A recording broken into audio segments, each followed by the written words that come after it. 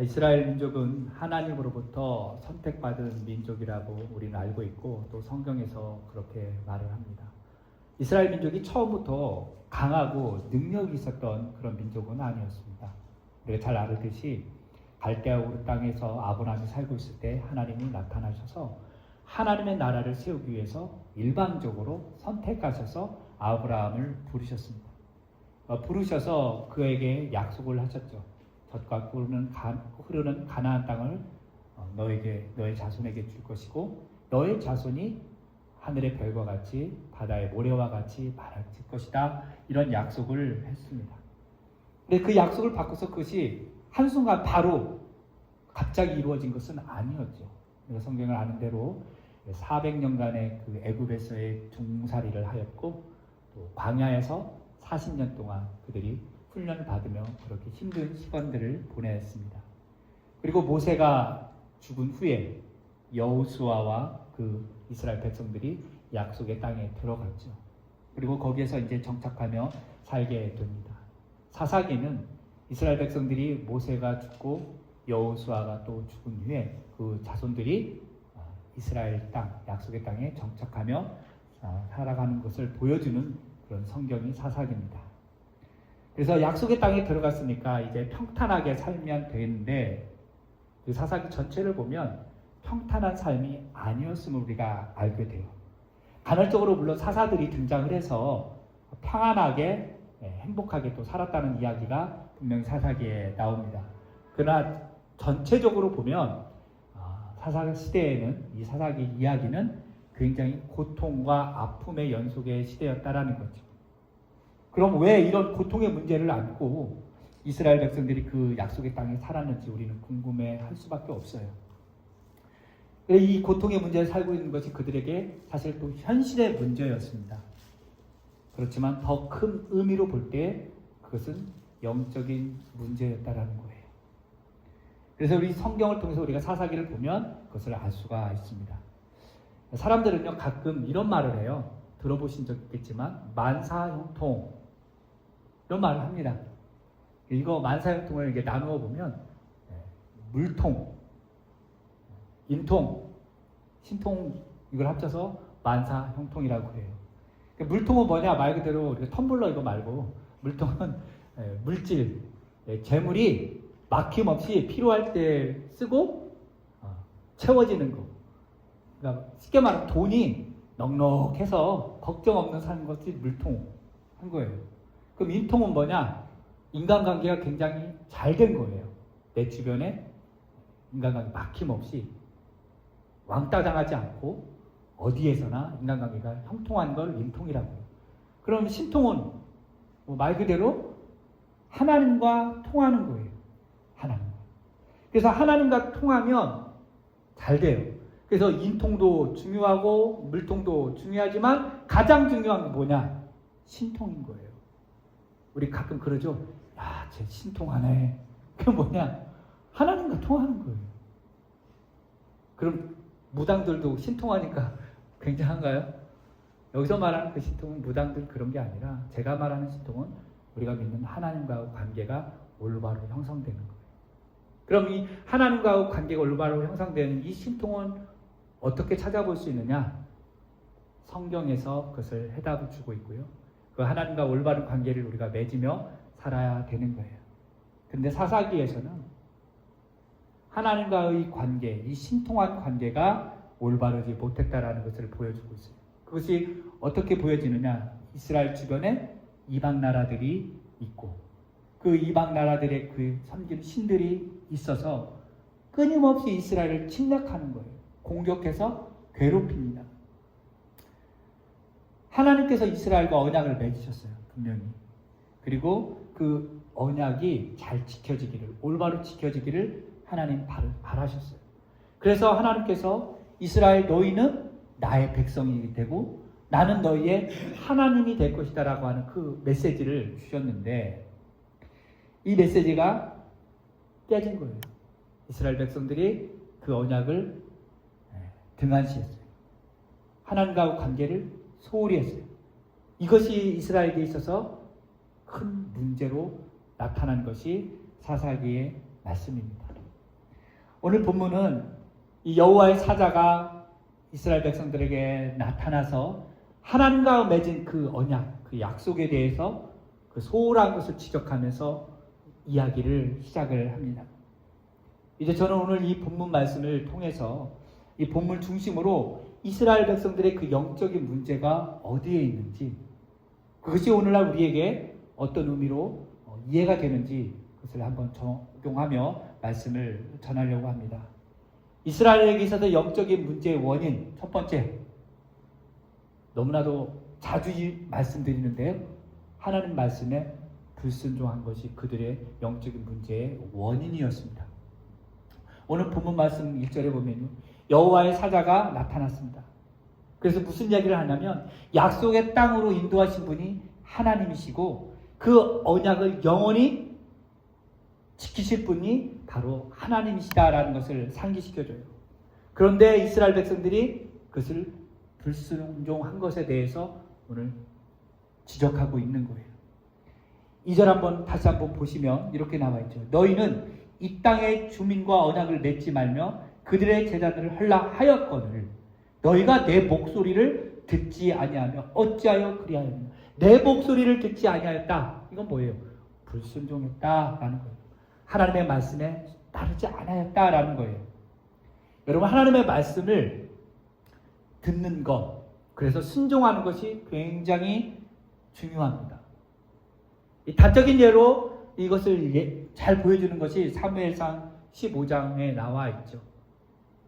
무슨 얘기냐면, 하나님께서 이제 말씀하셨고 명령했어요. 이스라엘 너희들이 아말렉 족속과 싸워서 다 멸하라고, 사람도 죽이고 거기에 있는 가축도 다 없이 하라고 거룩한 전쟁을 명령하셨어요.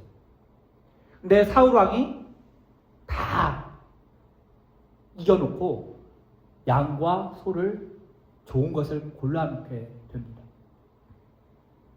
그랬을 때 사무엘이 와가지고 책망을 하는 거예요. 양의 소리와 소의 소리가 들리니까 이게 어찌 됩니까? 내가 하나님 앞에 제사 드리려고 이것을 살려두었습니다 라고 했을 때 사무엘이 사울왕에게 이런 말을 합니다. 사무엘상 15장 22절 말씀입니다. 사무엘이 가로되 여호와께서 번제와 다른 제사를 그 목소리 순종하는 것을 좋아하신가 같이 좋아하시겠나이까? 순종이 제사보다 낫고 듣는 것이 수양의 기름보다 낫습니다 라고 이야기했습니다. 결국에는 이 말씀, 사울왕이 하나님의 말씀에 대해서 불순종한 결과로 그 사울의 왕권이 다윗에게로 넘어가는 결과를 낳게 되었습니다. 그러니까 하나님의 말씀에 불순종한 것은 결국 하나님께서 가만두지 않고 책망하시고 심판하신다라고 하는 거예요. 이스라엘 민족이 하나님께 축복받고 선택받은 건 맞습니다. 그러나 영적인 문제가 그들에게 그대로 드러났어요. 그게 무엇이냐? 오늘 본문 말씀처럼 말씀에 불순종한 거예요. 제단을 헐라, 언약을 맺지 말라. 그 이방인 신들의 제단을 헐라고 했지만 그렇게 하지 아니하였다라는 것을 그들이 그렇게 불순종한 걸 하나님께서 오늘 말씀하신 거예요. 거기에 영적인 문제점이 있다라는 거죠. 우리가 성경을 보면서 이렇게 하나님께 축복받은 이스라엘 민족, 아니 땅도 허락해 주시고 자손도 이렇게 허락해 주셨는데 왜 이렇게 말씀을 안 듣지? 왜 이렇게 불순종할까? 내가 만약에 이스라엘 백성들이라면, 아니 종으로 살다가 자유도 주고 땅도 주고 자손도 주는데 그러나 하나님 잘 섬길 것 같은데 왜 이렇게 불순종할까? 이렇게 우리가 이스라엘에 대해서 좀 비판적으로 볼 수도 있을 겁니다. 과연 이스라엘만 그러느냐 이거예요. 그 불순종의 모습이 이스라엘만 있느냐 이겁니다.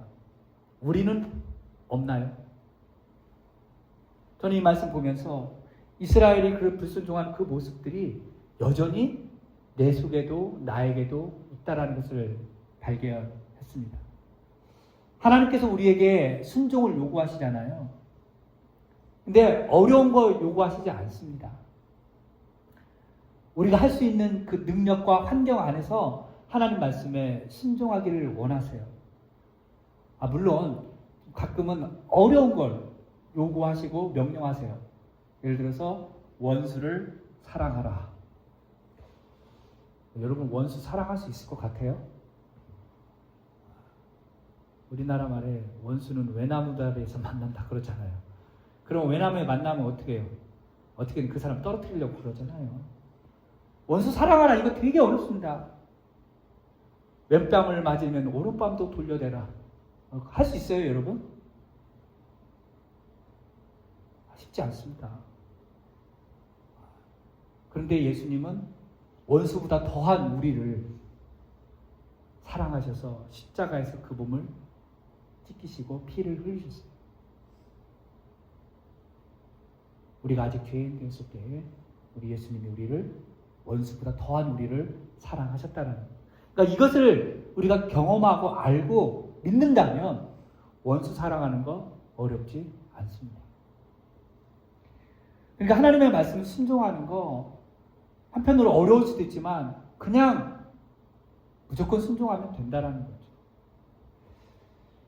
순종할 때 하나님께서 우리를 책망하지 않고 심판하지 않는 거예요. 저는 바라기는 저도 그렇지만 여기에 있는 여러분들도 하나님 말씀하시면 그것에 대해 순종하는 우리가 되었으면 좋겠어요. 불순종하면 영적인 문제가 발생합니다. 이스라엘처럼. 오늘 또 본문에서 보여주는 게 뭐냐? 영적인 이스라엘에게 문제가 있어 뭐냐? 두 번째는 감성적인 그런 형식적인 회개와 그런 예배들이라는 거예요. 여호와의 사자가 이스라엘에게 말했죠. 이렇게 지적을 합니다. 하나님의 말씀에 청종하지 않은 그 결과로 가나안 민족이 그들에게 옆구리에 가시가 될 것이다. 그리고 그 가나안 민족들이 섬기는 신들이 너희에게 올무가 될 것이다 라고 이야기를 하는 거예요. 옆구리에 가시가 된다. 한마디로 말하면 그 가나안 민족들이 너희 옆에서 아픔과 상처와 고통을 줄 것이다 라고 이야기를 하는 거예요. 한마디로 성가신 존재가 될 거다라는 거예요. 여러분 손가락에 발가락에 가시를 한번 찔려 보신 적 있으신가요? 조금 하는 거? 그러면 되게 귀찮아요. 이것을 어떻게든 빼려고 이렇게 쳐다보면서 심지어는 형광등 이렇게 손전등 쳐가면서 집게 핀셋으로 막 꽂으려고 그래요. 예. 조금 하는 거 그거 하나도 되게 귀찮아요. 그래서 그걸 뽑습니다. 또 극단적인 예로 생선을 먹다가 목에 가시가 걸립니다. 어떻습니까? 얼마나 귀찮은지 몰라요. 그래서 민간요법으로 이렇게 밥도 심기지 않고 뭐 넣어봐라 막 계속 그래서 목을 막 만지고 뭐 별 방법 다 씁니다. 결국엔 안 되면 이머전시 가가지고 크게 벌려서 이머전시 가면 핀셋으로 막 이렇게 해가지고 뽑기도 하더라고요. 이게 가시 하나가 박히면 얼마나 귀찮은지 몰라요. 그런데 그런 가시와 같은 역할을 이제 이스라엘 민족이 그렇게 겪게 된다는 거예요. 이방 민족. 이방 민족을 다 없애야 되는데 그들이 없애지 않았잖아요. 그리고 이방이 그 믿는 신들이 올무가 된다는 거예요. 올무라는 게 뭐죠? 사냥꾼이 동물을 잡기 위해서 이렇게 덫을 만들어 놓은 거예요. 올가미. 그래서 그 동물이 그 덫에, 그 올가미에 올무에 걸리면 어떻게 됩니까? 혼자 빠져나오지 못하죠. 몸부림칩니다. 그러다 결국 사냥꾼에 잡혀가지고 죽임을 당하거나 팔려가는 거예요. 그러니까 올무에 걸린다고 하는 것은 나 스스로 어떻게 할 수 없는 그런 존재가 된다라는 거예요. 그러니까 이방 민족의 그 신들을 남겨두었기 때문에 하나님께서 이스라엘 민족 스스로 거기서 스스로 나올 수 없도록 결국에는 그 존재 자체도 불투명하게 된다라는 거죠. 그러니까 멀리 봐서 이방 민족의 신들을 없애지 않았기 때문에 결국에는 어떻게 해서 이스라엘이 나중에 멸망당하잖아요. 이런 모습들을 보게 돼요. 그리고 이 말씀을 듣고 나서 이 반응. 하나님께서 쫓아내지 않겠다. 그리고 그 신들이 너희에게 올무가 될 것이라는 그 말씀을 들었을 때의 이스라엘 반응을 한번 보십시오. 하나님을 원망했을까요? 불평합니까? 하나님 쫓아주시지 왜 안 쫓아주십니까? 우리 사랑한다면서요. 그런데 오늘 보니까 성경에 보니까 원망하거나 부통한 것이 아니라 이스라엘 백성들이 뭐를 했어요? 보니까 4절 말씀 보면 백성이 소리를 높여 운지라. 5절 그러므로 그곳 이름을 복음이라 하고 그들이 거기서 여호와께 제사를 드렸다라고. 복음이라고 하는 게 뭐예요? 오늘 성경에 보면 밑에 나나주에 보면 우는 자들이라고 그들이 그렇게 그 지명을 지었습니다.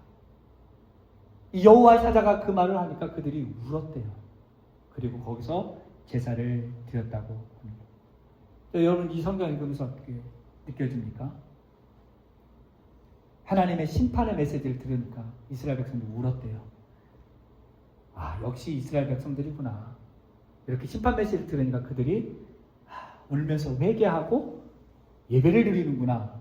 혹시 이렇게 생각이 드시나요? 뭐 그럴 수도 있겠지만 성경을 계속해서 읽어보면요, 이스라엘 백성들이 복음에서 흘렸던 그 눈물, 그 회개, 그거는 감성적이었고요, 형식적이었다라는 것을 알 수가 있어요. 왜냐하면 진정한 눈물과 진정한 회개는 그 삶에서 열매가 나타납니다. 돌이키게 되는 거예요.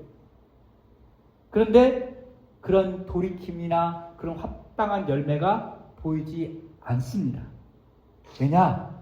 오늘 우리가 읽었지만 그 뒤에 보면 다음 주에 보겠지만 11절부터 보면 그렇게 나와요. 이스라엘 백성들이 여호와의 목전에서 악을 행하고 바알과 아세라를 섬겼다, 아스타르를 섬겼다라고 이야기해요. 그러니까 복음에서 지금 하나님의 메시지를 듣고 울어요. 펑펑 울고 그리고 제사를 드려요. 근데 이것이 철저하게 끊어내는 것이 아니라 얼마 못 가서 다시 악을 행하는 그런 삶을 보여주는 것이 이스라엘의 모습이었다라는 거예요. 여러분 어떻습니까? 여러분 신앙생활을 좀 오래 하신 분들은요, 한 번쯤은 내가 죄인이구나, 내가 하나님 앞에 죄를 지었구나 하고 회개하면서 때로는 눈물을 흘리고 그렇게 펑펑 울며 하나님 앞에 통에 자복한 적들이 분명히 있었을 거예요. 그래서 그렇게 철저하게 하나님 앞에 회개하고 다시는 내가 과거의 삶으로 죄 짓는 삶을 살지 않겠습니다 결단하고 그렇게 믿음 생활할 때가 분명히 있었을 거예요. 그런데 시간이 지나면 어떻습니까? 우리는 여전히 또 비슷한 죄를 반복적으로 짓습니다. 우리는 연약하기 때문에. 그런데 혹시 이 자리에 나는 철저하게 그 전에 내가 통에 자복하고 하나님 앞에 회개한 이후로 나는 한 번도 죄를 짓지 않고 지금까지 잘 살아왔어 라고 하는 분들은 칭찬받아 마땅합니다. 그러나 제가 단언컨대 여기에 아마 한 분도 죄 안 짓고 사는 분은 없다라고 제가 확신합니다. 물론 저부터도 그렇고요. 우리 연약하고 부족하기 때문에 늘 죄를 짓고 삽니다. 그래서 또 회개하고 또 눈물을 흘립니다. 근데 하나님께서 야, 너 그렇게 눈물 흘리고 회개해놓고서 또 죄를 지어? 야, 내가 너 포기해야겠다. 하나님은 또 그렇지 않습니다. 이것이 은혜예요. 하나님은 우리가 죄 짓는 거 알고 계세요. 왜? 연약하기 때문에. 그래서 우리가 날마다 자복하고 회개하고 주님께 나아가야 돼요. 그런데 이거를 역이용해가지고 하나님은 내가 회개할 때마다 잘못했다고 기도할 때마다 다 용서해 주니까 나는 마음 편하게 죄 지어도 돼. 왜? 하나님 나 용서해 줄 거니까. 이렇게 살면 또 안 된다는 거예요. 이것을 역이용해서 그냥 작심하고 죄 짓고 또 용서받으니까 나는 또 죄 지어도 돼. 이것이 아니라는 거예요. 최대한 우리가 회개하고 나서 잘못을 고백하고 나서 그 죄에 대해서 철저하게 차단하고 죄 짓지 않아야 되는 거예요.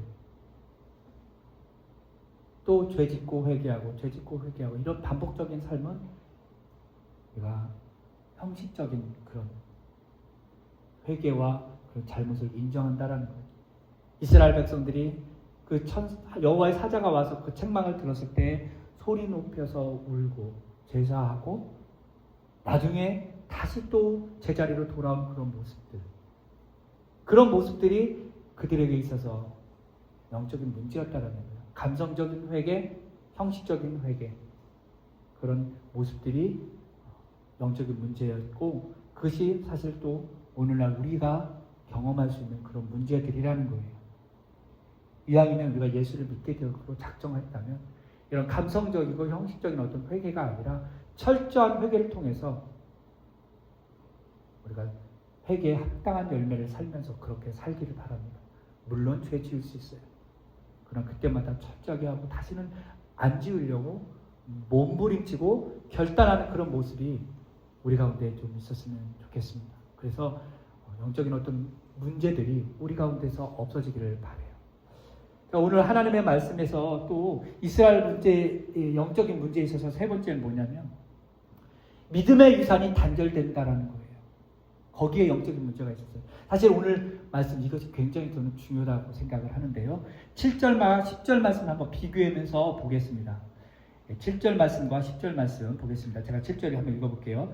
백성이 여호와의 사는 날 동안과 여호수아 뒤에 생존한 장로들 곧 여호와께서 이스라엘을 위하여 행하신 모든 큰 일을 본 자의 사는 날 동안에 여호와를 섬겼더라. 그리고 10절 말씀 보겠습니다. 그 세대 사람도 다 그 열조에게로 돌아갔고 그 후에 일어난 다른 세대는 여호와를 알지 못하며 여호와께서 이스라엘을 위하여 행하신 일도 알지 못하였더라. 차이점이 보여집니까? 여호수아를 비롯한 출애굽 세대들은요, 하나님께서 애굽에서 10개의 재앙을 내리시고 그리고 홍해를 가르시고 시내산에서 율법을 주시고 물이 없을 때 물을 주시고 만나와 메추라기를 통해서 또 낮에는 구름 기둥으로 밤에는 불 기둥으로 이스라엘을 인도하셨다는 것을 그들이 알았습니다. 경험했죠. 그래서 사는 날 동안 그 출애굽 세대에서 사는 날 동안 여호와를 섬겼다라고 이야기를 해요. 그리고 나서 그 출애굽 세대들이 다 세상을 떠나고 다음 세대들이 이스라엘의 민족이 되었죠. 그런데 그 다음 세대들이 어떻다고 오늘 성경에 나옵니까? 여호와를 알지 못하였다. 여호와께서 이스라엘을 행하신 일도 그들이 못하였다. 즉 오늘 성경에 뭐라고 표현했어요? 다른 세대라고 이야기를 하고 있습니다. 아마 한 번쯤 이 성경 본문을 아마 설교를 들어보셨을 거예요. 여호수아와 그 장로들의 세대, 그 다음 세대들이 계속해서 하나님을 섬긴 것이 아니라 다른 세대가 되었다라는 거예요. 여호와를 알지 못하는, 여호와께서 행하신 일도 알지 못하는 다른 세대, different generation이 되었다라는 것이 문제였습니다.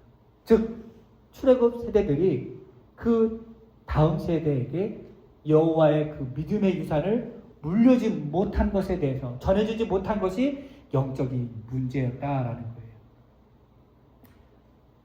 그러니까 이스라엘 백성들이 하나님의 말씀을 그 자손들이 계속해서 가르쳐줘야 되는데 그렇지 못했다라는 거예요. 이스라엘 백성들에게 무엇이 있었습니까? 율법이 있었어요. 그 율법을 가르쳐줘야 됐습니다. 근데 가르쳐주지 못했다라는 것이, 이것이 문제였다는 거예요. 놀라운 이적 이런 거 안 가르쳐도 돼요. 하나님의 말씀만 제대로 가르쳐줬어도 그들이 그 말씀 붙들고 다른 세대가 되지 않았다는 거예요.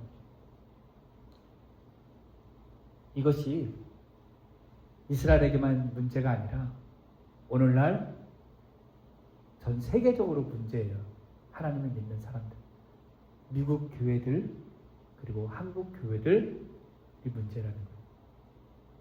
단적인 예로 미국 많은 교회들, 유럽 교회도 마찬가지겠죠.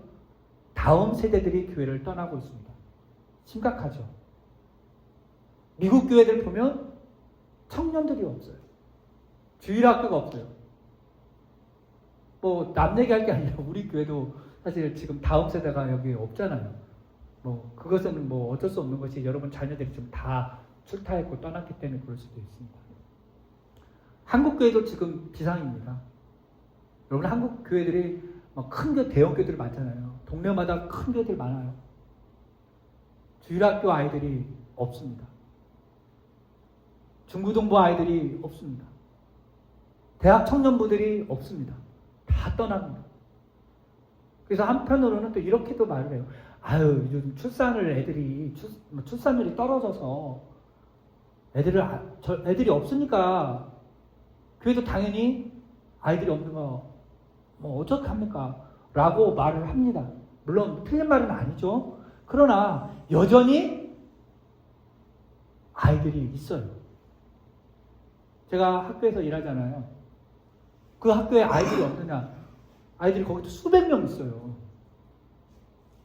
근데 그 아이들을 다 예수 믿냐? 아니거든요.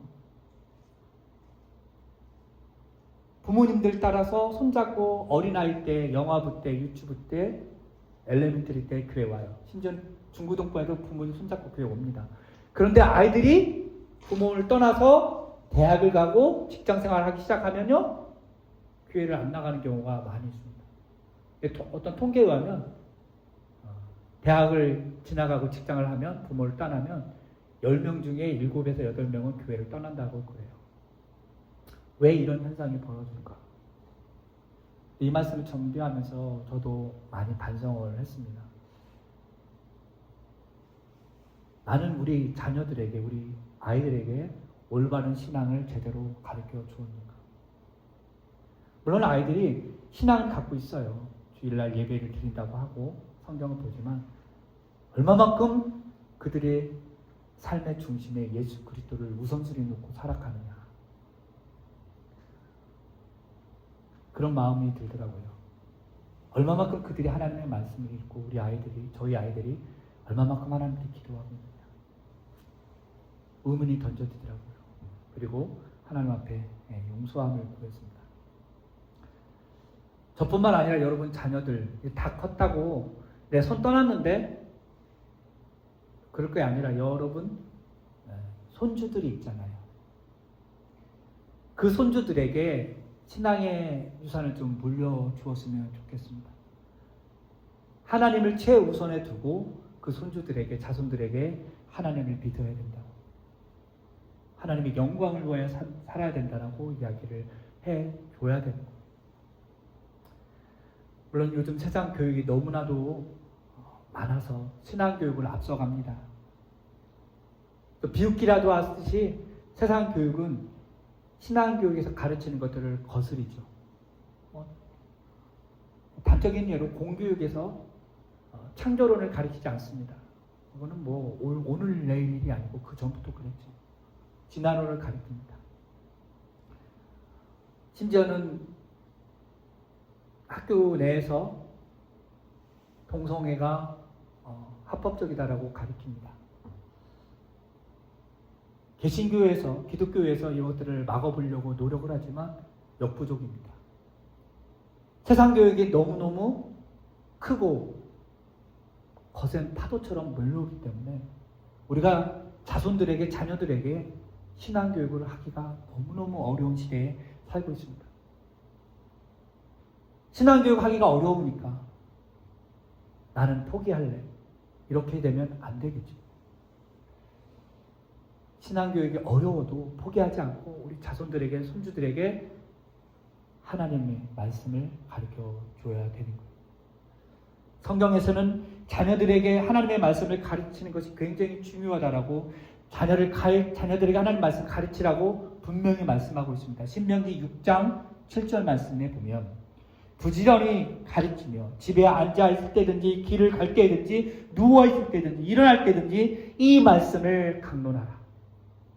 또 잠언 22장 6절 말씀에 보니까 마땅히 행할 길을 아이에게 가르치라. 그리하면 늙어도 그것을 떠나지 아니하리라. 가르치지 않으니까 하나님의 말씀을 모르는 거예요. 가르치면 하나님의 말씀을 따라 그것을 살아간다라고 이야기를 하고 있어요. 말씀을 가르치는 것, 사실 이 기록된 말씀만 가르치는 것으로가 아니라 삶으로도 자녀들에게 가르쳐줘야 돼요. 부모 된 입장으로서, 할아버지, 할머니 된 입장으로서 성경 말씀을 잘 가르치는데 삶에서 그것이 나타나지 않으면 자녀들이, 손주들이 뭘 배우겠어요? 우리 할머니, 우리 아빠, 우리 할아버지, 할머니도 교회 가서 성경도 많이 알고 기도도 많이 하는데 삶에서 보면 안 믿는 사람 같이 살아. 그리고 너 하나님 잘 믿어 이렇게 말하면 배우겠냐고요. 말씀 가르치는 것도 중요하지만 삶으로 그것을 보여줘야 되는 거예요. 자녀들에게. 그래야 우리 부모님이, 우리 할아버지 할머니가 말씀대로 가르치고 말씀대로 사는구나. 그래서 우리 다음 세대가 그 신앙을 본받는 거예요. 우리가 그렇게 살지 않고 그렇게 가르치지 않으면 우리 다음 세대가 오늘 성경 말씀대로 여호와를 알지 못하는 다른 세대가 된다는 거예요. 우리 미들타운 한인교회가요, 이제 앞으로 계속해서 성장하게 되면 분명히 다음 세대가 이 자리에 오게 될 거예요. 그 다음 세대를 위해서 우리가 제대로 가르쳐 줄 수 있도록 말씀을 잘 배우고 또 말씀대로 우리가 그렇게 실천하며 살아야 되는 거예요. 우리가 준비되어져 있을 때 다음 세대가 왔을 때 우리가 제대로 신앙을 가르쳐주고 다른 세대가 되지 않을 것입니다. 우리가 이것들을 놓고 우리가 기도를 해야 되지 않나. 이스라엘 백성들이 여호수아와 그 장로들이 하나님이 행했던 것들을 알았을 때는 하나님을 섬겼지만 다른 세대가 일어나서 말씀을 제대로 가르쳐주지 않고 신앙의 믿음의 유산을 주지 않으니까 하나님을 떠나서 우상을 섬기는 그런 세대가 되어서 영적인 문제가 되었습니다. 오늘 우리가 이 말씀 보면서 다음 세대에게 하나님의 말씀을 잘 가르쳐주는 그런 우리가 되기를 바랍니다. 그냥 말씀을 정리해 볼게요. 사사기에 나오는 이스라엘 백성들의 그 영적인 문제는요, 다른 게 아니었어요. 하나님 말씀에 불순종했고요, 또 감성적인 형식적인 어떤 회개와 그런 예배가 있었고, 하나님의 말씀을 다음 세대에게 제대로 전해주지 못했던 그런 모습들이 이스라엘 백성들이었는데, 오늘 우리가 그것을 본받지 않아야 되겠죠. 말씀을 순종하고 삶에서 철저한 회개와 합당한 그 열매들을 맺으며 우리 다음 세대들에게 하나님의 말씀을 그리고 삶으로 그것을 가르치는 우리가 될 수 있기를 주님의 이름으로 축복합니다. 기도하겠습니다.